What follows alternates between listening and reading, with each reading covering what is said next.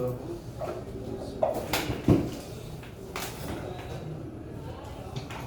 사랑과 은혜가 충만하신 우리 주 아버지 하나님, 저희를 구원하여 주시고 또 주님을 위해 살아갈 수 있는 기회 주심에 감사를 드립니다.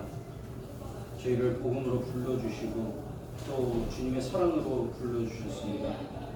저희가 주님 앞에 서는 그날까지 주님의 몸된 교회 가운데에서 떠나지 않고 주님의 부름에 합당하게 생활할 수 있도록 도와주시옵소서. 또한 저희 중에 누구도 세상 가운데로 떠내려가지 않도록 그 믿음을 붙잡아 주시옵시고 또 건강도 지켜주시기를 간구드립니다. 저희들 어느 곳에 있든지 간에 주님을 더욱 영화롭게 하고 그리스도인으로서 합당하게 생활할 수 있도록 도와주시옵소서. 모든 것 주님께 의지하며 예수님의 이름으로 기도드리옵나이다. 아멘. 출애굽기 3장을 보시겠습니다.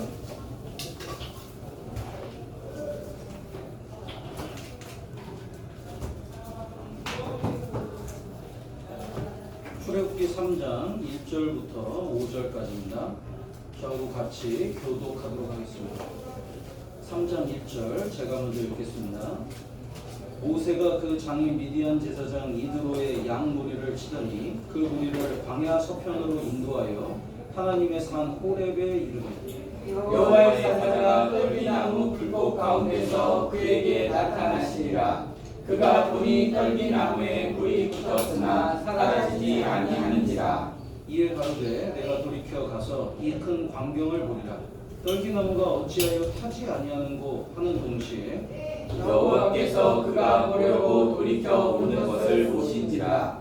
하나님이 떨기나무 가운데서 그를 불러 가라사대 모세야 모세야 하시매 그가 가로되 내가 여기 있나이다. 5절은 같이 읽겠습니다. 하나님이 가라사대 이리로 가까이 하지 말라. 너의 서는 곳은 거룩한 땅이니 내 발에서 신을 벗으라. 출애굽기 3장은 하나님께서 모세를 하나님의 일꾼으로 부르시는 장면이 나옵니다. 그래서 이 5절, 이 5구절 가운데에서 저희가 오늘 이제 교훈을 좀 생각해 보고자 합니다. 모세를 부른 이유는 이스라엘 민족을 이집트에서 건져내기 위해서 부르신 거잖아요. 그것처럼 주님이 우리도 부르고 계신 거예요. 더 많은 영혼들을 건지기 위해서 저희도 부르고 계십니다. 근데 이제 이 부르게 된 이유가 이스라엘 민족이 먼저 기도를 간절하게 드렸거든요. 그러니까 기도 응답이 모세인 거예요. 그러니까 저희가요 기도를 안 하면 주님께 응답받기가 어렵습니다. 아무것도 안 하면서 주님께 내 기도가 드려지기를, 이 사람이 구원받기를 원하는 것은 합당치 않은 거예요. 그리고 2절에 보시면 떨기나무 불꽃 가운데에서 그에게 나타나시니라. 그가 보니 떨기나무에 불이 붙었으나 사라지지 아니하는지라. 이 떨기나무에 불이 붙어 있지만 타지는 않았거든요. 그 불 가운데에서 그 불을 견디는 거예요. 떨기나무는 되게 초라한데 그 불을 견디는 힘이 있었던 겁니다.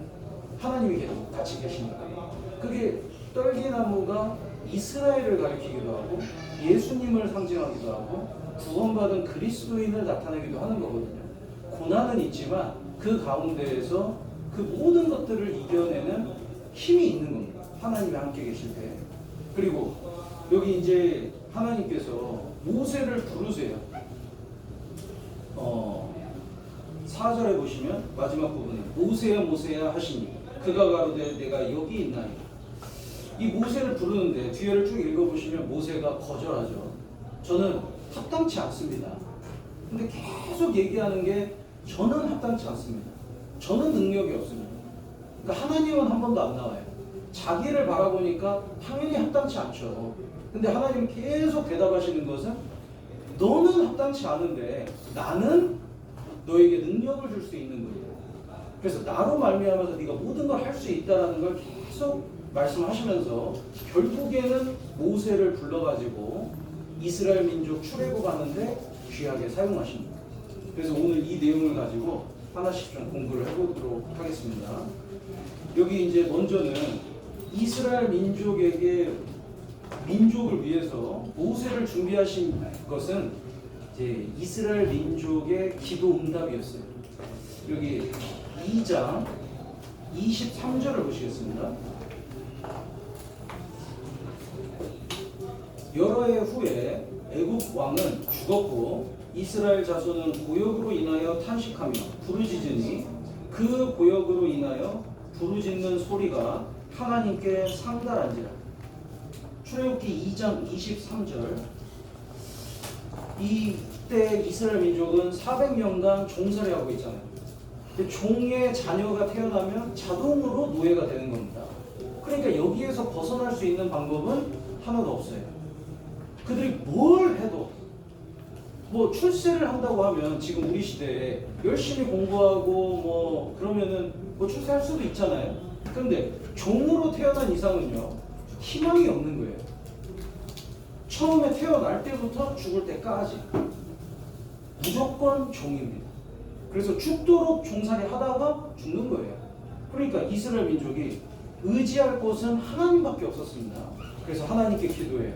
하나님, 저희 좀 살려주십시오. 저희 좀 여기서 나가게 좀 해주십시오. 이 운명의 굴레에서 벗어나게 도와주십시오. 근데 이 기도가요 간절했던 거예요. 그래서 여기 23절 마지막에 그 고역으로 인하여 부르짖는 소리가 하나님께 상달한지라. 상달, 하나님께 닿았다. 때로는 우리의 기도가 하나님께 닿지 않을 수도 있습니다. 기도는 하는데 그게 너무 형식적이에요. 마음이 하나도 안 들어가 있어요. 간절하지도 않아요. 그러면요 우리가 소리로 아니면 마음으로 기도는 할지언정 그것이 상달은 안 되는 거예요. 하나님께 닿지는 않는 겁니다. 향이 이스라엘 민족이 향을 피우면 이 향이 하늘로 올라갔다고 했거든요. 그게 성도의 기도라고 했습니다. 우리의 기도가 하나님께 닿아야 하는데 상달해야 하는데 마음이 안 들어가 있으니까 간절하지가 않으니까 하나님께까지는 도달을 안 하는 거예요. 기도를 할 때는 간절해요. 그래야 하나님께 닿는 기도가 됩니다. 어떤 사람이 물에 빠졌어요. 수영을 못해요. 그러면 도와주세요 할 거 아니에요? 근데 그 도와주세요를 작게 말할까요? 크게 말할까요? 자기가 할 수 있는 한 있는 힘껏 크게 말할 겁니다. 여기 사람 봐주세요. 도와주세요. 저 해변가에 누군가가 제발 듣기를 간절히 바라는 마음으로 있는 힘껏 핏대 세워서 외칠 거예요. 기도를 그렇게 큰 소리로 하라는 게 아니고 그런 간절한 마음으로 해야 한다 이건. 그러니까 저희가요 이스라엘 민족의 기도가 왜 상달이 되냐? 그들은 간절했어요. 그리고 하나님밖에는 방법이 없다는 걸 알았기 때문에 정말 하나님께 간절히 매달렸던 겁니다. 여기 본문이니까 잡으시고 시편 86편을 보시겠습니다. 시편 86편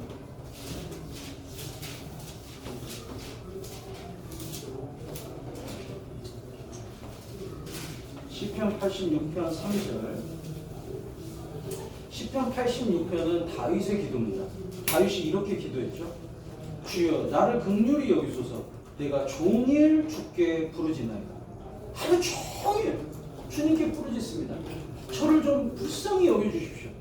그래서 정말 고난 가운데에서 다윗은 하나님의 도우심을 바라서 하루 왼종일 하나님께 간절히 기도하는 거예요. 그러니까 6절에 여호와여 나의 기도에 귀를 기울이시고 나의 간구하는 소리를 들어주소서. 제발 내 기도가 주님께 상달되기를 원합니다. 제발 들어주십시오. 7절에 나의 환난 날에 내가 주께 부르짖으리니 주께서 내게 응답하시리이다.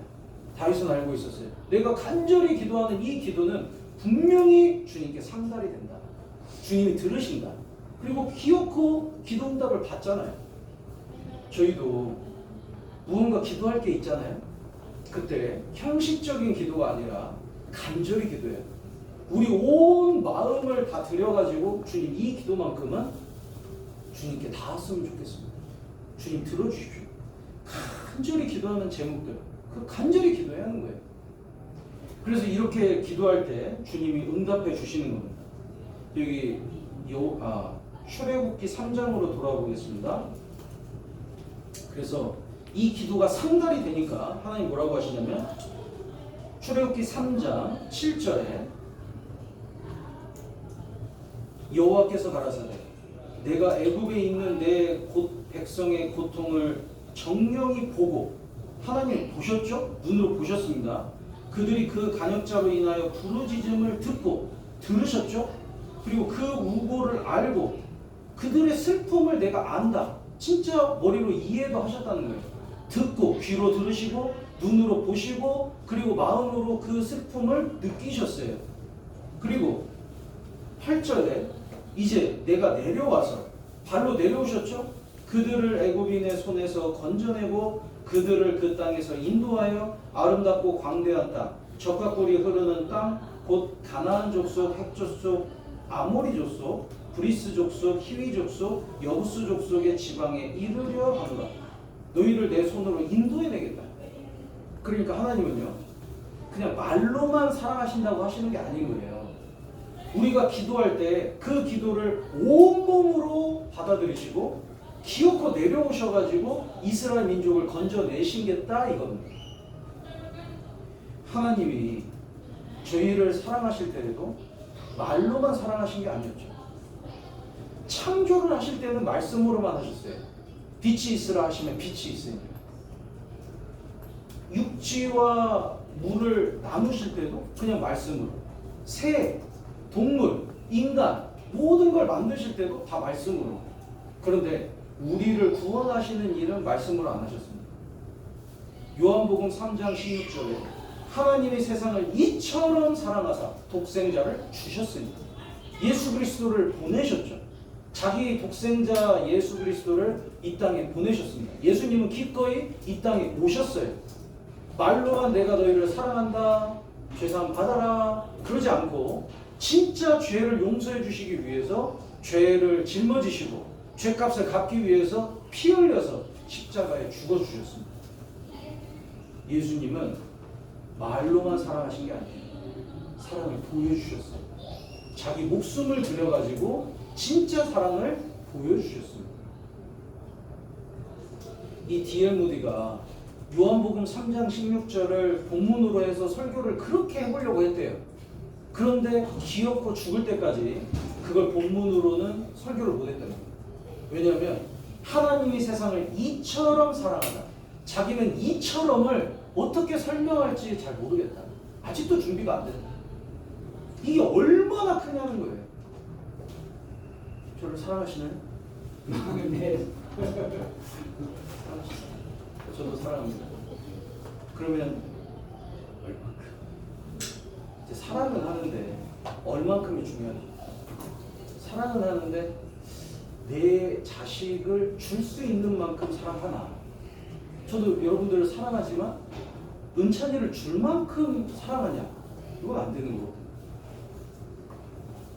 그러니까 독생자 예수 그리스도를 죽는 데까지 내어줄 정도로 사랑하시는 그 사랑의 크기는 어느 정도일까? 가히 짐작이 안 되는 거예요. 그 사랑의 깊이는 얼마나 깊을까? 얼마나 넓은 건가? 한두 명을 사랑하신 게 아니잖아요. 모든 인간을 다 사랑하시잖아요. 얼마나 넓어요. 그리고 하늘에서 이 땅까지 내려오셨습니다. 그리고 죽음에까지 내려가셨어요. 얼마나 그 사랑이 깊어요. 그러니까 가히 상상이 안 되는 거예요. 이처럼을 어떻게 설명하면 좋을까요? 이처럼 사랑하사. 그러나 확실한 거는 사랑하셨다 이거. 우리가 생각하는 그 끝까지 정말 상상할 수 있는 그 끝까지는 우리가 주님이 우리를 사랑하셨다는 걸 알 수 있는 거예요. 말로만 사랑하지 않았어요. 그래서요, 우리도 이제 구원받고 누군가를 사랑할 때 말로만 사랑하면 안 되는 거예요. 요한일서 3장 18절을 보시겠습니다. 요한일서 3장 18절. 이제 그 사랑을 받았다면 말로만 사랑하지 말자 이겁니다. 요한일서 3장 18절.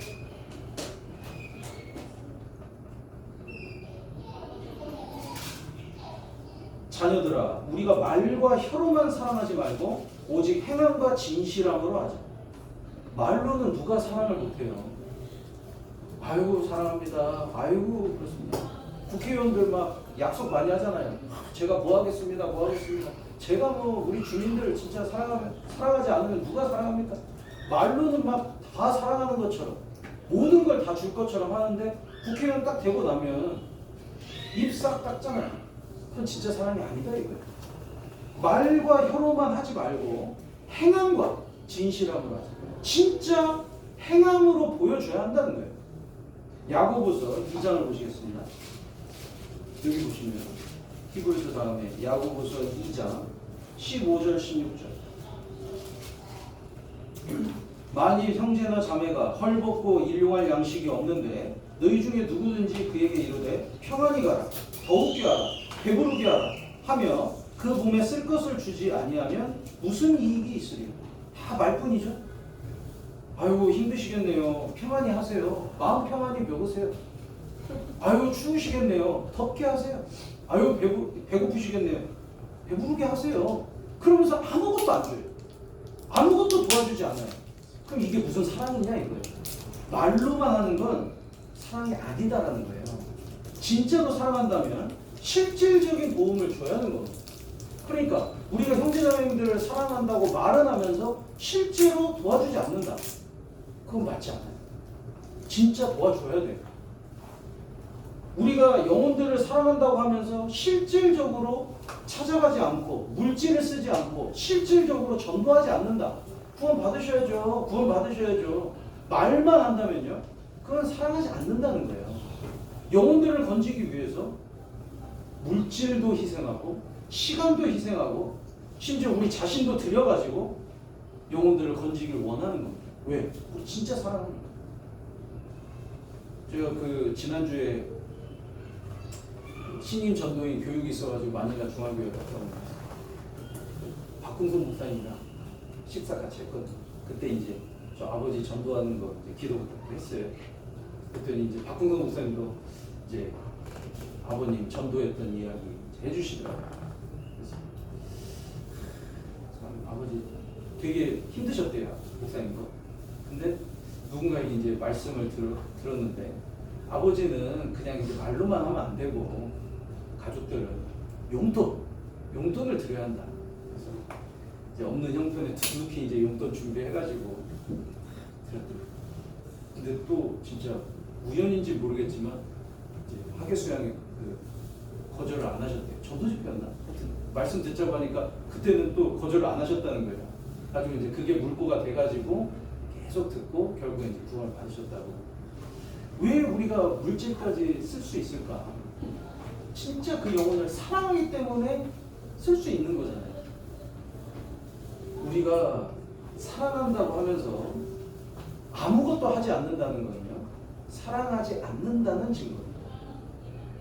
주님은 우리를 사랑하셨어요. 그러니까 이 땅에까지 오셔가지고 말로만이 아니라 자기 생명을 드림으로 진짜 우리를 사랑한다는 걸 증명해 주셨잖아요. 저희도 그 사랑을 받은 자로서 말과 혀로만 사랑하면 안 되고. 출애굽기 3장 돌아보겠습니다. 출애굽기 3장. 그래서 주님은 이스라엘 민족의 부르짖음을 들으시고 보시고 그리고 실제로 오셔서 이스라엘 민족을 건지셨죠. 그리고 3장 2절에 보시면 이제 모세를 부르는데 어떻게 나타나시냐? 2절에 여호와의 사자가 떨기나무 불꽃 가운데서 그에게 나타나시니라. 그가 보니 떨기나무에 불이 붙었으나 사라지지 아니하는지라. 이 여호와의 사자라고 했는데 영어로는 the angel of the Lord입니다. 그리스도가 나타난 거예요. 바꿔 말하면 예수님이 아직 육신을 입고 오신 건 아니지만 구약 시대에 보면은 때때로 나타나셔가지고 하나님의 말씀을 전하기도 하시고 역사를 이루기도 하십니다. 그래서 여기 4절에 보시면은 여호와께서 그가 보려고 돌이켜 오는 것을 보신지라. 그러니까 천사가 아니죠. 여호와라고 했잖아요. 하나님이 떨기나무 가운데서 그를 불러 가라사대. 하나님이라고 했어요. 그러니까 그리스도가 나타나신 거예요. 그런데 이 예수님이, 그러니까 이제 아직 예수님이라고 지칭할 수는 없죠. 왜냐하면 이제 육신을 입고 태어나신 건 아니니까. 근데 여호와의 사자가 떨기나무 가운데 불꽃 가운데서 나타나셨는데 불이 붙었으나 사라지지 아니하는지라. 활활 타고 있는데 견디는 거예요, 그 불을. 그 떨기나무가. 이 떨기나무는 진짜 볼품없는, 영어로는 부시라고 되어 있습니다. 그러니까 그냥 진짜 볼품없는 그 나무예요. 아카시아 나무라고도 하는데, 이 볼품없는 나무가 불 가운데 있는데 사라지지 않는다. 이스라엘을 상징하는 거거든요.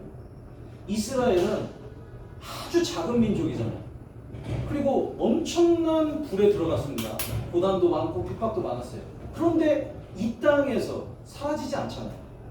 하나님의 역사가 진행되는 한 하나님의 증인인 이스라엘 민족은 계속 가는 겁니다. 그래서 천년 왕국까지도 들어가잖아요. 그래서 불 가운데 있지만 사라지지 않는 민족, 그게 이스라엘 민족.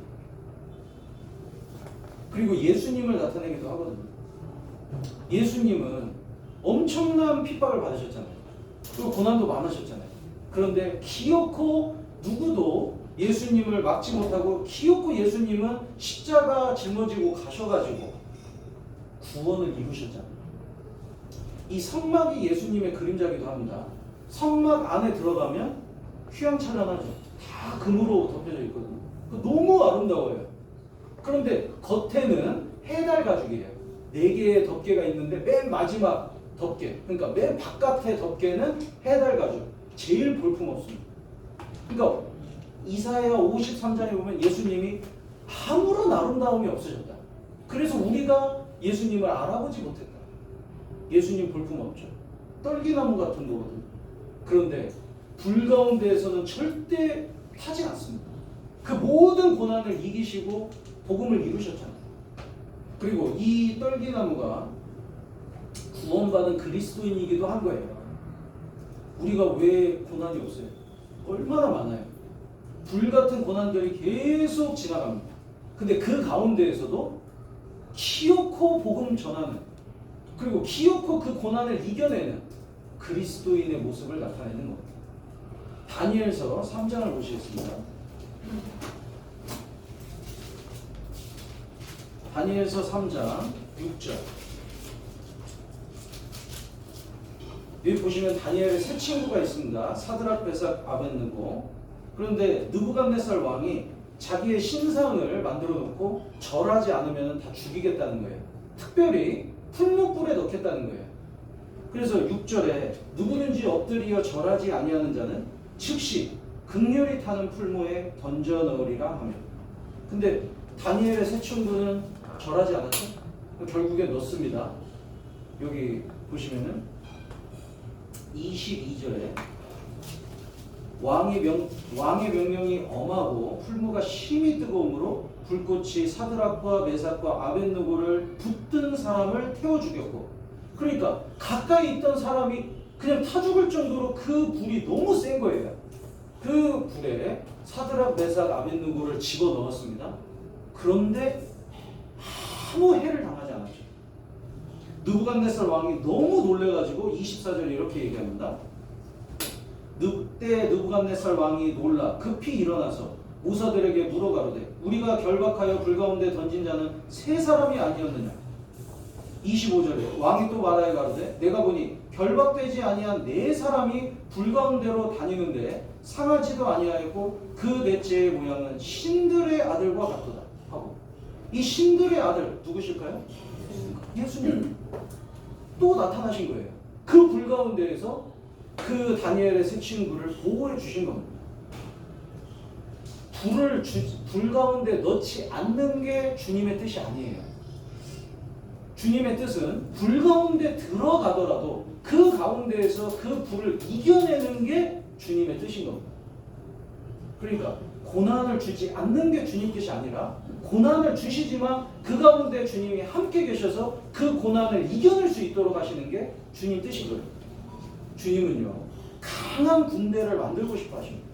그러면 불이 없으면은, 고난이 없으면은 강한 군대는 될 수가 없는 거예요. 신앙은 머리로 하는 게 아닙니다. 고난 닥치면 이렇게 믿음으로 이겨내야지. 아무리 생각해도요. 그 고난을 이겨본 적이 없는 사람은 당황하는 거예요. 근데 실제로 고난이 닥쳤고 믿음으로 이겨낸 사람은 그 경험으로 말미암아서 다음 고난도 또 이겨내는 거예요. 그래서 신앙은요. 경험이에요. 근데 그 경험을 쌓기 위해서 주님이 불 가운데 집어넣기도 하시는 거거든요. 27절에 방백과 수령과 도백과 왕의 모사들이 모여 이 사람들을 본즉 불이 능히 그 몸을 해하지 못하였고 머리털도 그슬리지 아니하였고 고의 빛도 변하지 아니하였고 불탄 냄새도 없었다. 전혀 해를 받지 않았어요. 가시덤불이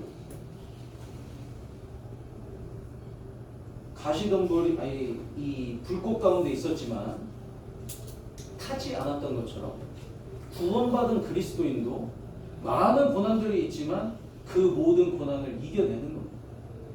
바울 사도가 복음 전하다가 감옥에 갇혔잖아요. 그때 여호와께서 또 나타나셨습니다. 그리고 바울아 담대해라. 네가 죽지 아니하리라. 네가 로마에 가서도 내 말씀을 전해야 할 거다. 하나님의 뜻은 바울이 감옥에 가지 않는 것이 하나님의 뜻이 아닙니다. 감옥에 가는 게 하나님의 뜻이에요. 그런데 그 감옥 안에서 하나님이 함께 계셨잖아요. 고난은 주시지만 그 가운데 함께 계시고 그 불 가운데에서 그 불을 이겨내게끔 하시는 게 주님 뜻이라 이겁니다. 시편 37편을 보시겠습니다. 시편 37편 24절. 시편 37편 24절 같이 읽겠습니다. 저는 넘어지나 아주 엎드러지지 아니하는 여호와께서 손으로 붙드시리로다. 넘어질 때는 있죠. 그런데 아예 엎드러져 있지 않는 이유가 뭐냐면 주님이 다시 또 붙들어 주신다 이거. 불 가운데에서 뜨거울 수가 있습니다. 힘들 수가 있어요. 그런데 아예 타버리지 않는 이유는 주님이 보호해 주시기 때문에 그런 거예요. 그 오뚜기 있죠, 오뚜기.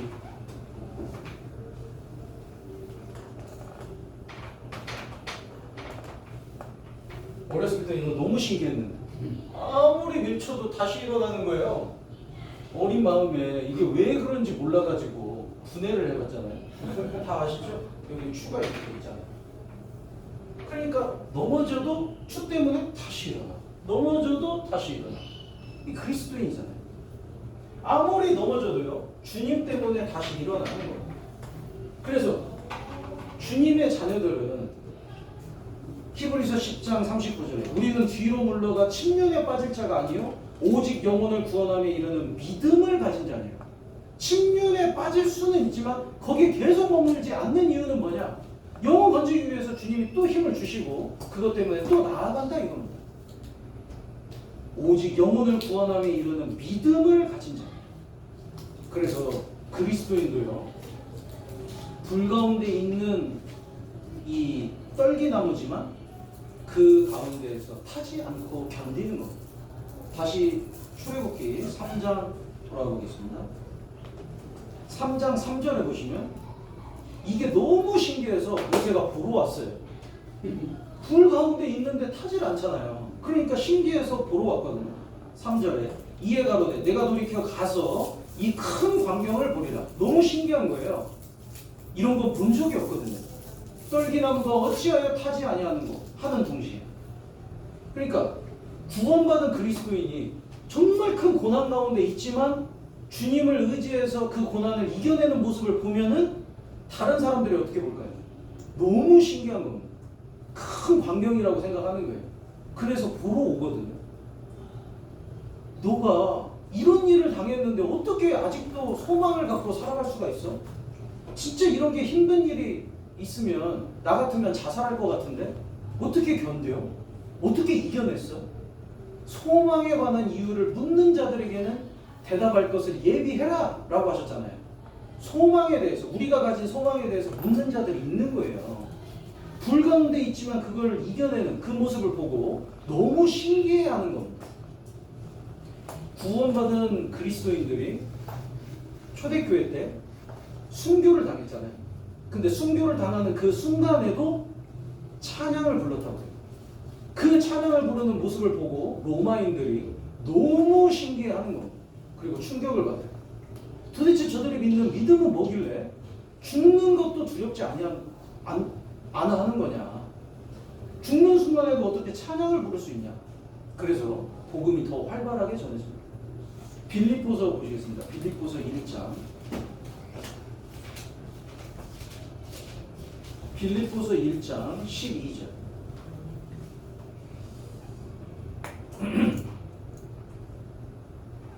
빌립보서 1장 12절. 형제들아, 나의 당한 일이 도리어 복음의 진보가 된 줄을 너희가 알기를 원한다. 여기 당한 일이 바울이 당한 고난이거든요. 그리고 감옥에까지 갇혔잖아요. 복음 전하는데 고난이란 고난은 다 당하고 감옥에 갇혔어요. 불 가운데 들어간 거잖아요. 그런데 그 가운데에서 오히려 이것이 복음의 진보가 됐다. 이것 때문에 형제들이 더 담대함을 얻고 복음을 전하게 됐고, 이 바울의 모습을 보고 다른 사람들도 구원을 받게 되는 겁니다. 불 가운데 있지만 그걸 견디는 그리스도인들을 보고 다른 사람들이 보러 오는 거예요. 신기하잖아요. 어떻게 그걸 견딜까? 출애굽기 3장 돌아보겠습니다. 출애굽기 3장 이제 4절에 하나님께서 모세를 부르십니다. 여호와께서 그가 보려고 돌이켜 오는 것을 보신지라 하나님이 떨기나무 가운데서 그를 불러 가라사대 모세야 모세야 하시매 그가 가로되 내가 여기 있나이다. 하나님께서 모세를 부르시는데 뒤에 이제 쭉 읽어보시면 모세가 계속 거절하죠. 계속 거절합니다. 근데 모세의 원래 모습은 이런 모습이 아니었잖아요. 모세의 인생은 40, 40, 40으로 다닙니다. 첫 번째 40년은 자기 힘으로 뭔가를 이뤄보려고 하는 40년. 모세는 이집트의 왕자였잖아요. 많은 걸 배웠습니다. 많은 능력이 있었어요. 권력도 있었죠. 그런데 자기 힘으로 자기 백성 구해보려고 하니까 결국엔 살인자밖에 안 됐어요. 완전히 실패했습니다. 광야로 도망갔죠. 광야 생활하면서 배운 게 딱 한 가지인 거예요. 나는 능력이 없다. 나는 아무것도 아니다. 이걸 딱 배운 겁니다. 그래서 80년 노인 딱 됐을 때 하나님이 떨기나무 가운데에서 모세야 모세야 내가 너 이제 써야겠다 하시니까 저는 못합니다. 계속 얘기하잖아요. 그러니까 이제는 뭘 40년 동안 뭘 알게 됐냐면 자기는 못한다는 건 알았지만 아직도 뭘 모르냐면 이제 하나님은 하실 수 있다는 거는 모르잖아요. 자기가 할 줄 알았는데 실패자가 됐고 이제 자기는 못한다는 건 알았는데 하나님을 통해서는 모든 걸 할 수 있다는 걸 아직 배우지는 못한 겁니다.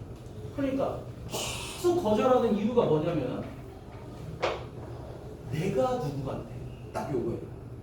여기 11절에 보시면 11절에 모세가 하나님께 가로되 내가 누구간데 바로에게 가며 이스라엘 자손을 애굽에서 인도하여 내리니까 내가 누구간데 내가 누구간데 그리고 이제 다른 사람을 걱정해요.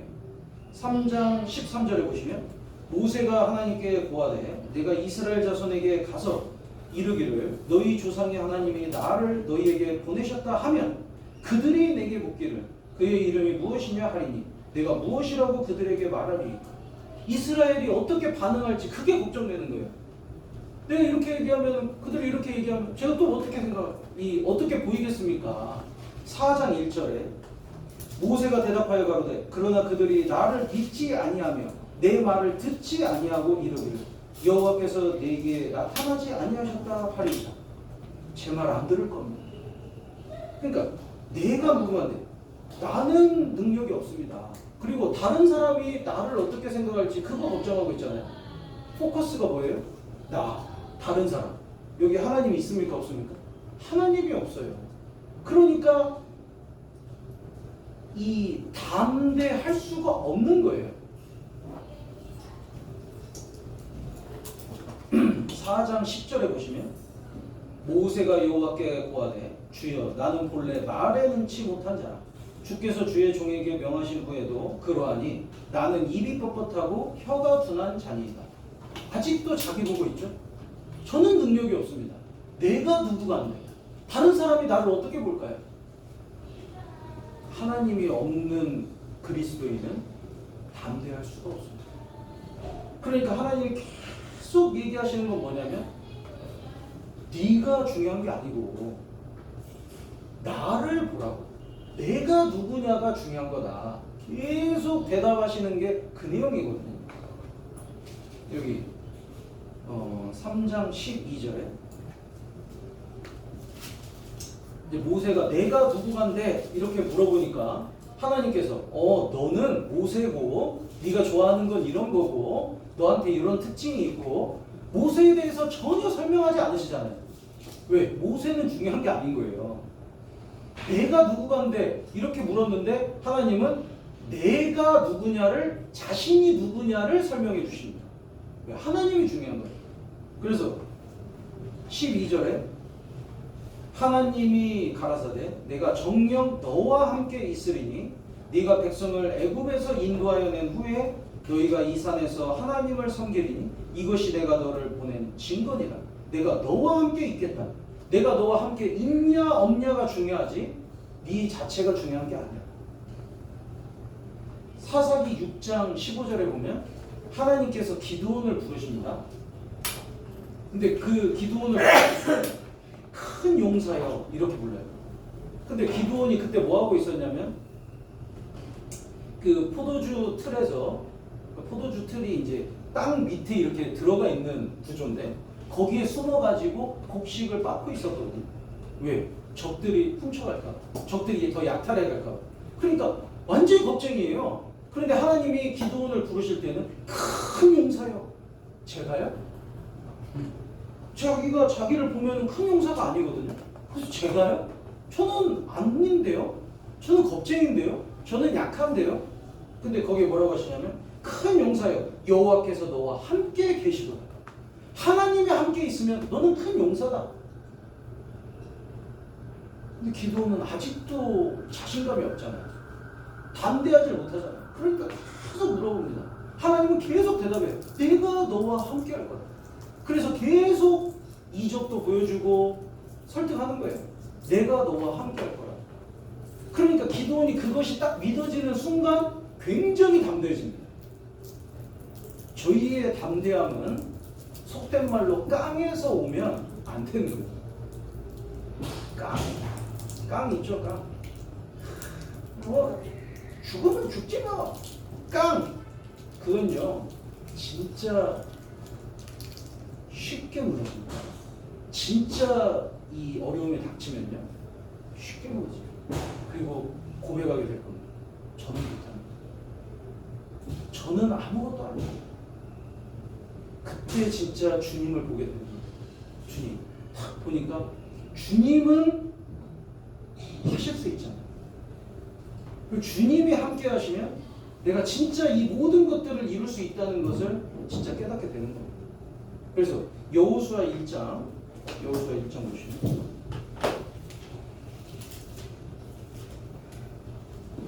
여호수아 1장 5절에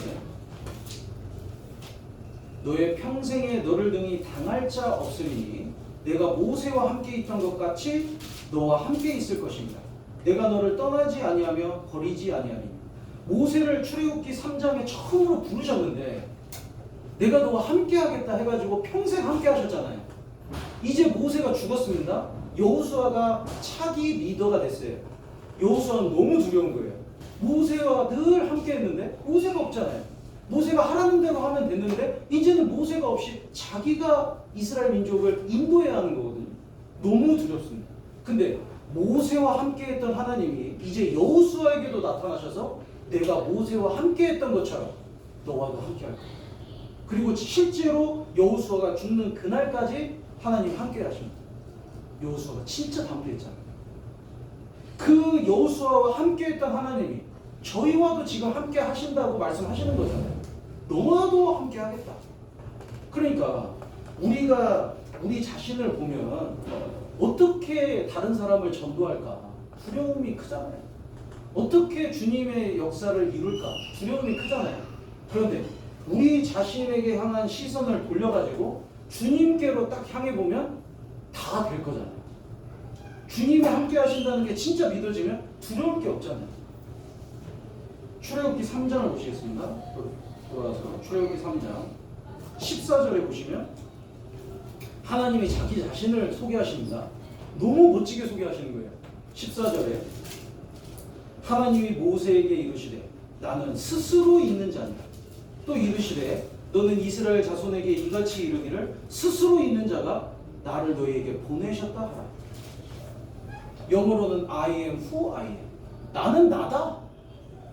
누가 나를 만든 게 아니라 나는 원래부터 존재했다. 처음과 끝이 나다. 내가 말하는 게 곧 법이다. 내가 말하는 대로 이루어졌다. 누군가가 나를 만든 게 아니라 내가 모든 걸 만들었다. 이 말이잖아요. 나는 나다. 얼마나 대단한 말이에요. 이 히브리 말로는 에고 에임이라고 하거든요. 근데 예수님이 자기 자신을 소개할 때 다 이 에고 에임이라는 표현을 쓰십니다. 나는 생명의 떡이라. 그때도 에고 에임이라는 말을 써요. 나는 세상의 빛이다. 나는 양의 문이다. 나는 선한 목자다. 나는 부활이요 생명이다. 나는 길이요 진리요 생명이다. 나는 참 포도나무다. 다 에고 에임이에요. 나는 하나님이다 이거. 나는 원래 이런 존재다. 그러니까 네가 누구냐가 중요한 게 아니고 내가 누구냐가 중요한 거야.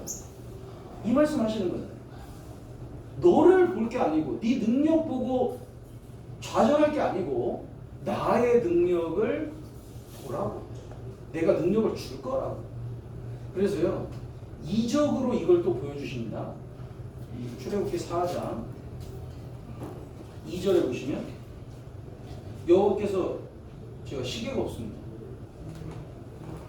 43절. 여호와께서 그에게 이르시되 내 손에 있는 것이 무엇이냐? 그가 가로되 지팡이니이다. 여호와께서 가라사대 그것을 땅에 던지라. 곧 땅에 던지니 그것이 뱀이 된지라. 모세가 뱀 앞에서 피하매 여호와께서 모세에게 이르시되 내 손을 내밀어 그 꼬리를 잡으라. 그가 손을 내밀어 잡으니 그 손에서 지팡이가 된지라. 그러니까 모세가 지팡이를 갖고 있었어요. 목자들은 대개 지팡이가 있습니다. 근데 그 지팡이를 던지라니까 뱀이 됐고 그 뱀의 꼬리를 잡으니까 다시 지팡이가 됐습니다. 이걸 하나님이 이제 이적으로 보여주셨죠. 이게 이제 이스라엘이 출애굽할 거를 보여주신 거예요. 이스라엘 민족은 원래 하나님의 지팡이였거든요. 하나님이 쓰는 도구였습니다. 그런데 이집트로 내려갔잖아요. 바로 밑으로 내려가 버렸잖아요. 그러니까 뱀 밑으로 내려간 꼴이 된 겁니다. 그것을 다시 하나님이 잡으니까 하나님의 지팡이로 다시 사용하시겠다 이거거든요. 그리고 이게 이제 구원받는 우리들의 모습이기도 한 거예요. 원래 하나님의 지팡이로서 아담이 만들어진 건데 죄를 지음으로 말미암아서 사단의 권세 아래 들어갔잖아요. 그런데 이 죄를 용서함으로 말미암아서 하나님이 또 인간을 잡아서 하나님의 지팡이로 사용해 주시겠다는 거예요. 이 양을 모는데 얼마나 그 지팡이가 더러워졌을까요? 양똥도 묻었을 거고 흙도 묻었을 거고 손때도 묻었을 거고 볼품 없었을 거예요. 그냥 더러운 지팡이 하나입니다. 그런데요, 이것이 모세의 손에 딱 들리니까 하나님의 지팡이로 딱 부름 받으니까 어떻게 돼요? 모세가 이적을 베풀 때마다 이 지팡이를 사용하거든요. 심지어는 홍해바다를 가를 때도 지팡이를 내어 미니까 홍해바다가 갈라졌어요. 아무것도 아닌 지팡이가 엄청난 역사를 이루는 겁니다. 바다를 가르잖아요. 그게 저희 모습이잖아요. 저희도 그냥 아무것도 아닌 사람이었잖아요. 그런데 저희가 구원을 받고 하나님의 손에 들림 받아서 하나님의 손에 있는 지팡이가 되니까 엄청난 역사를 이루는 겁니다. 우리를 통해서 누군가가 구원을 받고 교회가 세워져 가고 우리를 통해서 하나님이 역사를 이루어 가시잖아요. 하나님의 손에 들린 지팡이처럼 엄청난 역사를 이루는 겁니다. 요한계시록 2장을 보시겠습니다. 요한계시록 2장.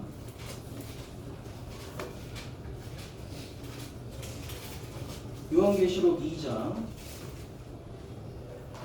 1절에 에베소 교회의 사자에게 편지하기를 오른손에 7뼈를 붙잡고 7 금초대 사이에 다니시는 이가 가라사대. 7 금초대는 교회입니다. 그래서 교회 가운데 주님이 다니시는데 7 별을 붙잡고 계세요. 7 별은 주의 사자들, 주님이 쓰시는 일꾼들이라고 하셨습니다. 그래서 교회 가운데 주님이 계시고 일꾼들을 붙잡아가지고 하나님의 지팡이처럼, 모세의 지팡이처럼 사용하시는 거예요. 그러니까 우리는 진짜 아무것도 아니었는데 주님께 붙들림 받아가지고 귀한 쓰임을 받고 있는 거예요. 얼마나 영광돼요. 그렇잖아요. 그 존 뉴턴 아시나요? 존 뉴턴. 노예선 선장이었습니다. 이 말이 좋아서 뭐 선장이지, 그때 당시는 인신매매범인 거예요. 사람을 인신매매해서 노예로 팔아 넘기는 겁니다. 그 일을 했어요, 존 뉴턴이. 그런데 어느 날 큰 풍랑에 맞닥뜨립니다. 그래서 하나님 앞에 처음으로 이제 기도하는 거예요.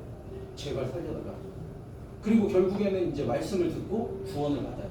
그리고 나서 썼던 찬양이 찬송가 405장, 네, 어메이징 그레이스입니다. 어메이징 그레이스. 내가 잃었다가 이 찾음받았다. 어메이징 그레이스. 정말 놀라운 은혜다. 근데 이제 존 뉴턴이 이 찬양을 이제 지은 이유가 자기 간증이잖아요. 내가 노예선 선장이었는데 내가 구원을 받고 이제 천국 가게 됐다. 정말 얼마나 큰 은혜냐. 그 간증이 찬양으로 이제 만들어진 겁니다. 나중에는 목사가 되거든요. 근데 설교는 잘 못했다고 그래요. 그래서 어떤 이제 그 성도가 그런 말도 했답니다. 설교는 너무 좀 듣기가 어려운데 설교 안 하면 안 되냐. 근데 이제 존 뉴턴이 아니라고. 나는 이거 꼭 증거해야 한다. 예수님이 내 죄를 위해서 죽어주셨다는 거. 내가 아무리 설교를 못해도 이건 증거해야 한다고. 그래서 끝까지 했다고 하거든요. 그렇죠. 저희가 아무것도 아닌 사람이었는데 주님의 은혜로 구원받고 이제는 주님의 손에 들림받아서 모세의 지팡이처럼 귀하게 쓰임받고 있는 겁니다. 다 은혜인 거예요. 그리고 이제 두 번째 이 이적을 보여주시는데 6절에 보시면 여호와께서 또 가라사대 내 손을 품에 4장 6절입니다. 출애굽기 4장 6절. 여호와께서 또 가라사대 내 손을 품에 넣으라 하시며 손을 품에 넣었다가 내어보니 그 손에 문둥병이 발하여 눈같이 흰지라. 가라사대 내 손을 다시 품에 넣으라 하시매 그가 다시 손을 품에 넣었다가 내어보니 손이 여상하더라. 깨끗해졌다 이거죠. 원래 모세 손은 깨끗했습니다. 그런데 문둥병이 들었다가 다시 하나님 뜻대로 깨끗해지는 거예요. 원래 인간은 깨끗하게 지음 받았어요. 그런데 죄로 말미암아서 죄인이 됐죠. 그리고 모든 사람이 죄인 되게 됐습니다. 그런데 예수 그리스도로 말미암아서 이제 문둥병 같던 이 죄가 다 씻음받고 깨끗하게 될 것을 보여주시는 거예요. 이제 이제 문자적으로는 이스라엘 민족을 얘기하는 거거든요. 이집트에 들어가서 더러워진 이 이스라엘 민족을 다시 깨끗하게 할 거다. 근데 더 나아가서는 이제 우리 죄가 용서될 거다라는 걸 보여주시는 겁니다. 그러니까 이 두 가지 이적을 통해서 하나님이 보여주시고자 하는 궁극적인 주제는 뭐냐면 하나님은 다 하실 수 있다 이거예요. 하나님은 이스라엘 민족도 출애굽시킬 수 있고 우리 같은 사람들도 사용해 주실 수 있고 우리도 죄를 용서받고 하나님 은혜 덕분에 천국 갈 수 있게 만들어 주실 수 있다 이겁니다. 하나님은 능력이 있으시다라는 걸 보여주고 계신 거잖아요. 그래서 모세에게 말씀하시는 게 네가 중요한 게 아니다. 네가 능력이 있냐 없냐가 중요한 게 아니고 너를 누가 붙들고 있느냐 그게 중요한 거라고. 내가 누구냐 그게 중요한 거고 내가 능력을 줄 거냐 말 거냐 이게 중요한 거라고.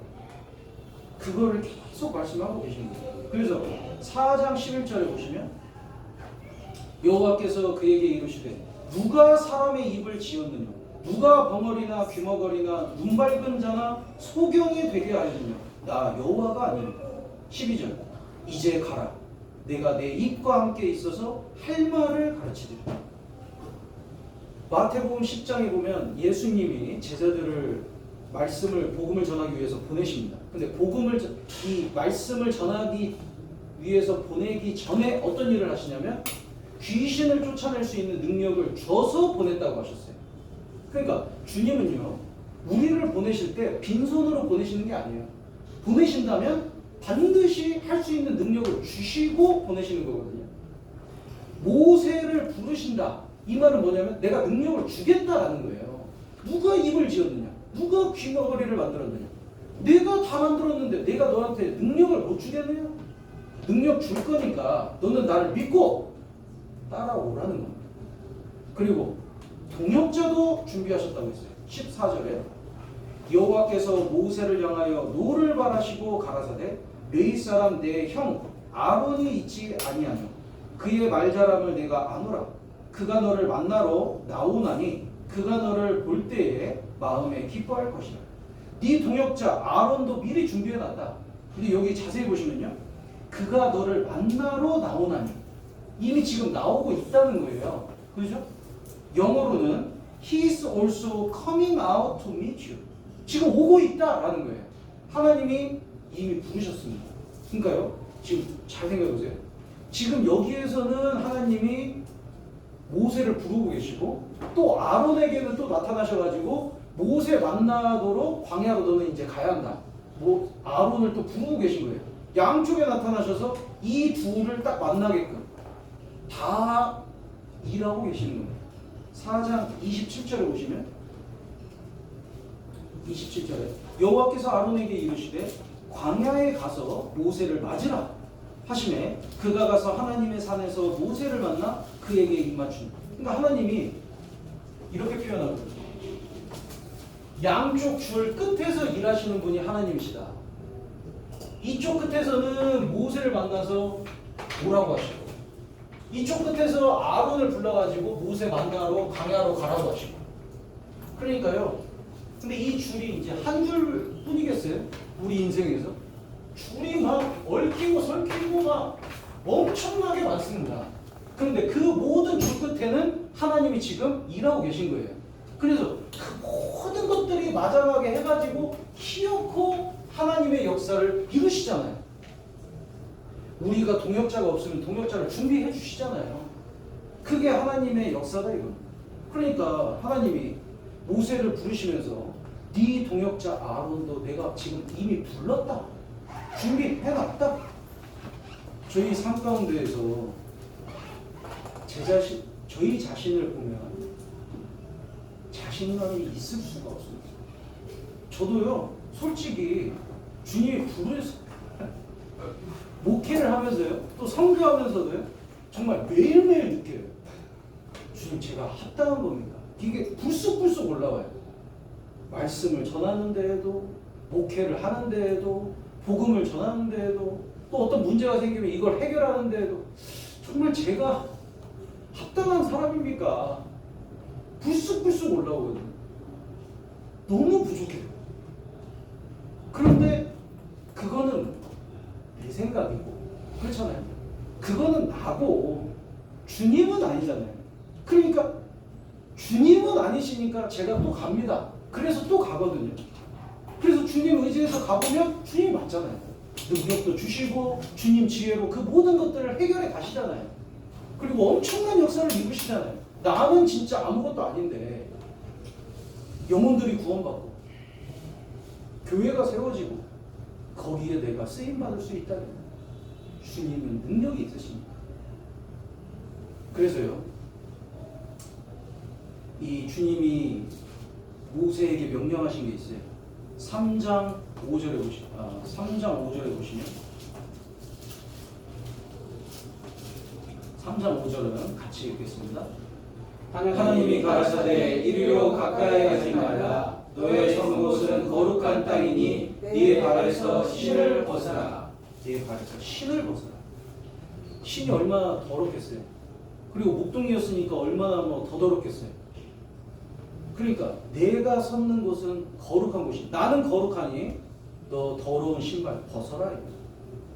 하나님께 부름을 받았을 때 쓰임 받기 위해서는 깨끗해야. 내가 죄를 가진 채로 하나님의 능력을 받는다는 건 말이 안 돼요. 내가 버릴 수 있는 한 최대한 깨끗하게. 그래서 내 신발을 벗어야 돼요. 내 더러운 것들을 벗고 주님 앞에 나와서 정말 주님의 능력을 힘입어야 합니다.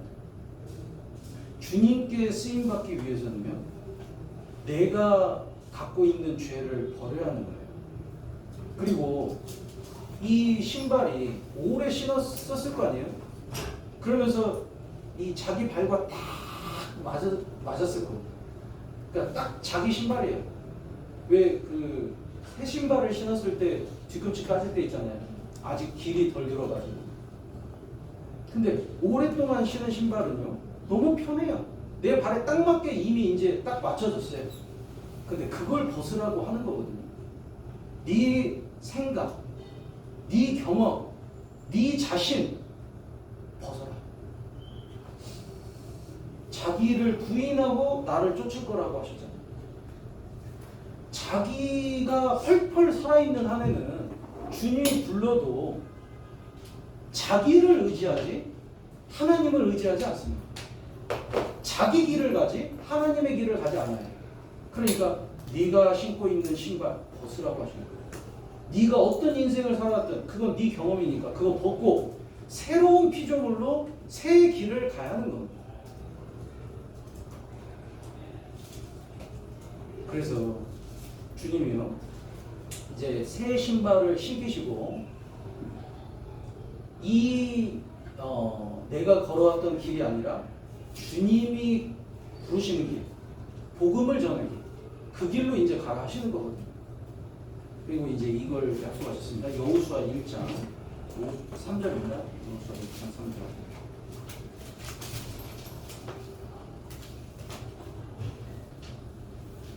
여호수아 1장 3절 같이 읽겠습니다. 내가 모세에게 말한 바와 같이 물은 너희 발바닥으로 닿는 곳을 내가 다 너희에게 주었노니. 모세에게도 이렇게 약속하셨고 여호수아에게도 지금 똑같이 약속하고 계시고 지금 우리에게도 약속을 주신 거예요. 밟는 곳은 다 너희에게 줄 거다. 밟는다는 건 뭡니까? 주님을 진짜 믿고 나아간다는 거예요. 나는 너무 부족하고 내 능력도 없고 아무것도 아니지만 주님은 전능하시고 주님은 지혜가 많으시고 그리고 주님이 우리에게 동역자도 주실 거니까 그걸 믿고 밟아가면 그 땅은 주시겠다는 거예요. 믿고 나아가 보면 주님으로 말미암아서 많은 영혼들이 구원받고 교회가 세워져 가고 나 또한 변화될 것을 보여주신 겁니다. 약속해 주신 거예요. 그래서 모세를 부르셨던 하나님이 지금 우리도 부르고 계십니다.